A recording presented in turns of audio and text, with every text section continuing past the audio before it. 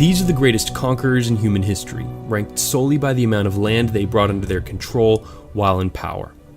Hernán Cortés is a big reason why Spanish is the second most spoken language in the world. Starting with just a few hundred armored soldiers, about 15 horses, and, most importantly, guns and cannons, Cortés left Cuba and made his way deep inside the Aztec Empire, ruthlessly forcing indigenous warriors to fight for him. When he reached the capital, Tenochtitlan, the Aztec ruler, Moctezuma, fatefully decided to welcome Cortés and his men. This was a huge mistake, and led directly to the destruction of the great city and the Aztec Empire, giving Spain a foothold in the American mainland. Francisco Pizarro admired the success of his distant cousin, Cortés, and became determined to achieve glory himself. He targeted the Incan Empire in Peru, a land rich with gold.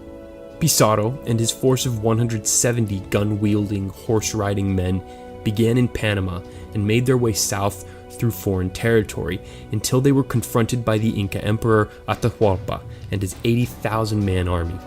The Spaniards lured the natives close, then ambushed and easily overwhelmed them. After murdering Atahualpa, Pizarro took the emperor's 10-year-old widow as his mistress. She eventually gave birth to 2 sons by the conquistador. The sacking of Cusco sealed the fall of the Incas, and Pizarro went on to found the city of Lima, now the capital of Peru. Mahmud was the first to carry the banner of Islam into the heart of India. After many attempts, he finally vanquished his main adversary, the ruler Jaipal of the Punjab, in an epic battle near Peshawar involving more than 25,000 horsemen and 300 war elephants. 7 years later, his army would defeat Jaipal's son, Anandpal, in an equally ferocious showdown, sealing Mahmud's victorious advance into the heart of India. When he was finished conquering, Mahmud's empire expanded far beyond its original territory of Afghanistan and parts of Iran to cover northwestern India and all of Iran. He also transformed his capital, Ghazni, into a world-class cultural center. Napoleon Bonaparte took full advantage of the power vacuum that existed after King Louis XVI was beheaded in the French Revolution.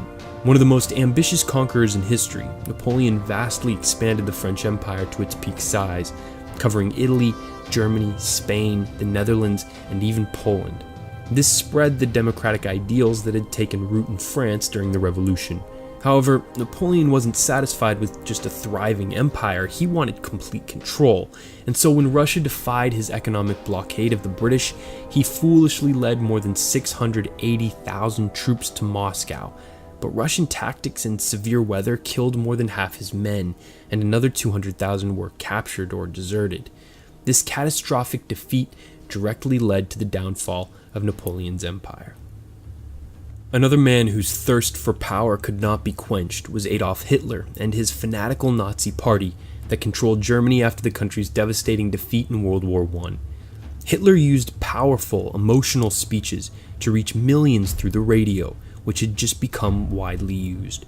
The Nazis' popularity gave Hitler the political capital he needed at home to aggressively expand his conquests abroad.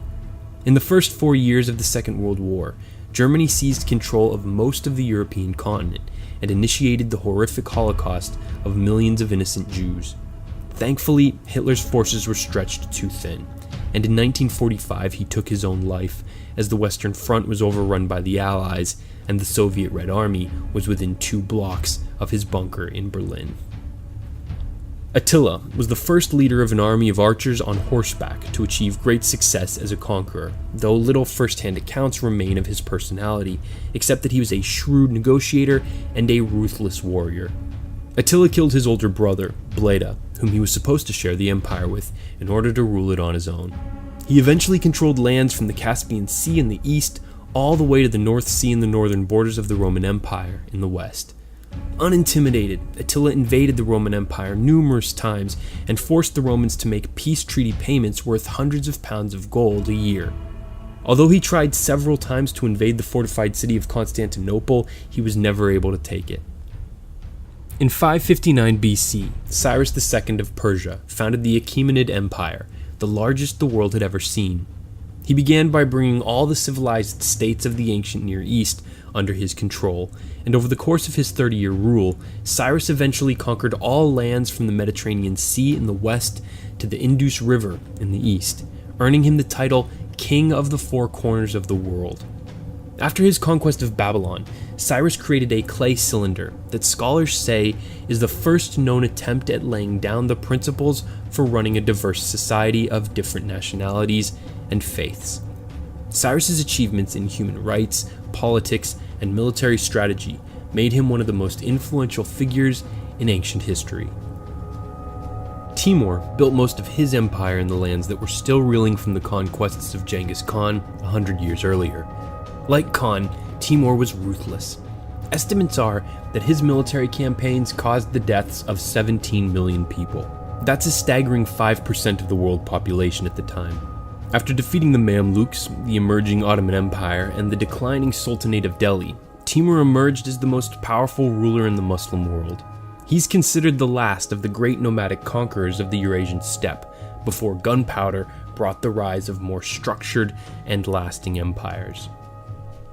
Tutored by the philosopher Aristotle, Alexander succeeded his father to the throne at the age of 20, inheriting a strong kingdom and an experienced and battle-tested army. He used his authority to enact his father's well-planned roadmap for military expansion, and, by the age of 30, had greatly grown the ancient Greek kingdom of Macedon through an unprecedented military campaign through Asia and Northeast Africa, creating an empire stretching from Greece to Egypt and into northwest ancient India. Undefeated in battle, he ruled as the Shah of Persia, the Pharaoh of Egypt, and the King of Asia at the same time.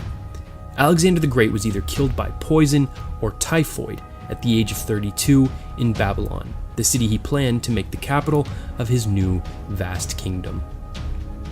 The most land and bloodthirsty man in human history is easily Genghis Khan, who conquered more than twice as much land as Alexander.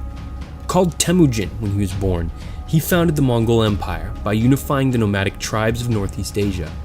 After being proclaimed Genghis Khan, he launched the brutal Mongol invasions that resulted in the conquest of most of Eurasia and the deaths of as many as 40 million people, mainly by ruthlessly executing entire populations of a lot of the cities he conquered and by spreading the bubonic plague, often on purpose. Despite his murderous reputation, Khan's legacy is a complex one. His rule is credited with expanding the cultural horizons of Northeast Asia, the Muslim world, and Christian Europe by bringing the Silk Road under a single authority, thus increasing communication and trade between all three areas. That's our mini documentary on history's greatest conquerors. Thanks for watching. If there's a topic you want us to tackle, let us know in the comments below. Until next time, for TDC, I'm Bryce Plank.